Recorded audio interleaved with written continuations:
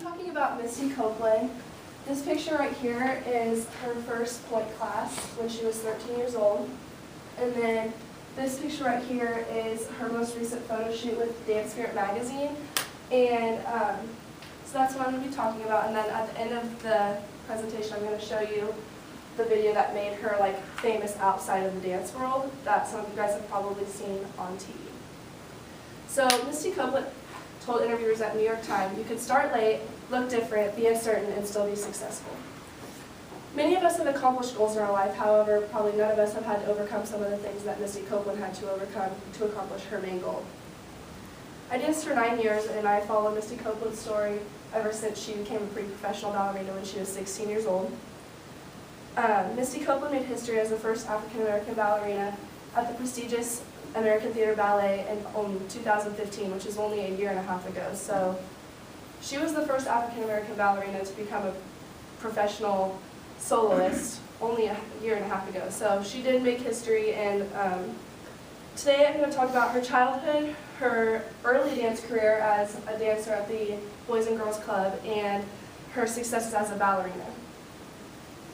In order to be successful in dance, you have to have a certain look, and whenever you picture a ballerina, you picture that look that a skinny, not very muscular, white dancer who usually tall, and they just have a certain look. You have it in your head. Whenever you Google it, they all look the exact same.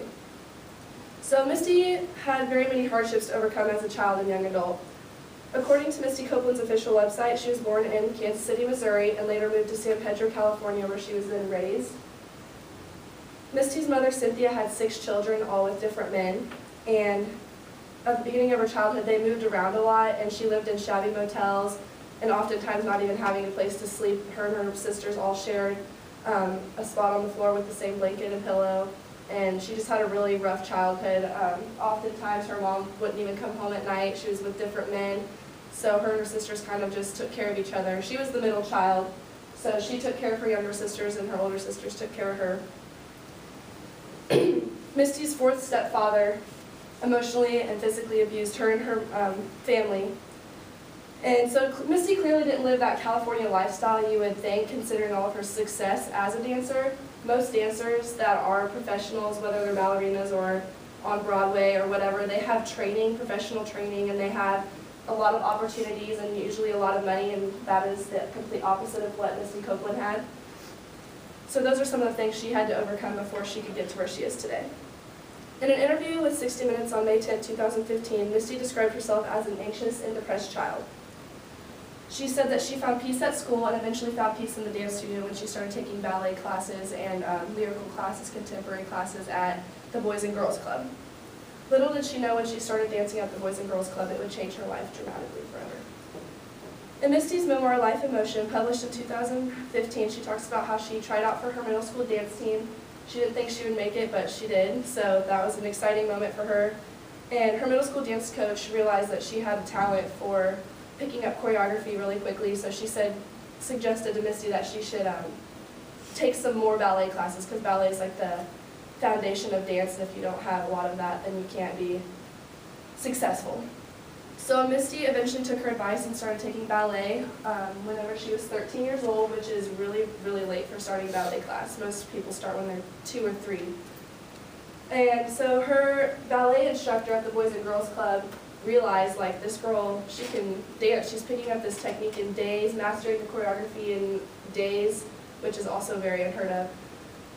So in her memoir, she talks about how her life started getting worse once she started taking dance classes, and she actually ended up moving in with her dance teacher, her ballet teacher, and her family.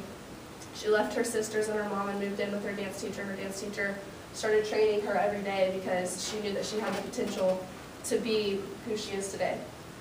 So this was the first step in the right direction for her in her dance career. Misty became a child prodigy after soon taking ballet classes. After only 3 months of training in ballet, she was in pointe.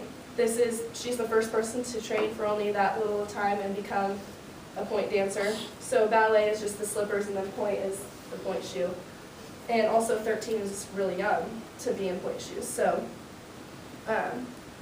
In Misty's interview with 60 Minutes, she talks about how she was told she would never make it in the dance world because she was African American and because she was very muscular and didn't have the look of a dancer. She's also not very tall, so she just doesn't look like someone who they would want in a professional theater. But she didn't let that discourage them. She had a lot of encouragement from her dance teacher, and she believed that she could do it. According to the American Ballet Theater official website, after only 2 years of ballet training, Misty won first place at the Music Center Spotlight Award. The Music Center Spotlight Award is actually the biggest award you can win before you're a pre-professional, and it opens up a lot of opportunities for you to get scholarships to theaters, and it also gets your name out there to critics. So that was a big step in her career. So she got the opportunity at the San Francisco Ballet School and American Ballet Theater Summer Intensive. She got a full-ride scholarship to both of those theaters after winning that award. She ended up choosing to join the American Ballet Theater Studio Company in September of 2000, and then she joined as a member of the Corps de Ballet in April of 2001.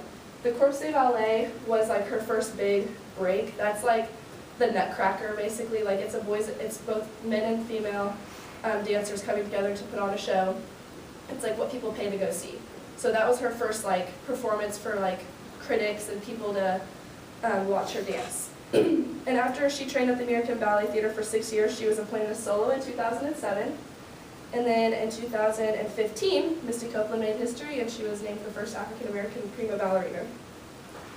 The prima ballerina is the boy and girl dancing together. It's not a solo. But it is the biggest honor to be because you are the main act of the show. So after making history, Misty continued to strive for greatness. In 2015, Barack Obama named her the President's Council of Fitness, Sports, and Nutrition. She became the face of Under Armour, and she now is doing Broadway shows also as a dancer and actress and singer, so she's kind of like a triple threat now, and she's taking her dancing farther than she originally planned, but she's really enjoying it. She said in an interview with 60 Minutes. And then Misty Copeland told interviewers at New York Times, oh, that's the wrong thing, sorry. Misty made herself a household name with very little help and a lot of determination. She inspires a lot of dancers all over the world to never give up no matter what the circumstances are. So today I've talked to you guys about Misty's childhood, her early dance career, and her successes as a professional dancer. In the dance world, Misty made history, and she proved to the world that it doesn't matter where you come from, who you are, what you look like. If you want something, you need to go get it, and you can succeed.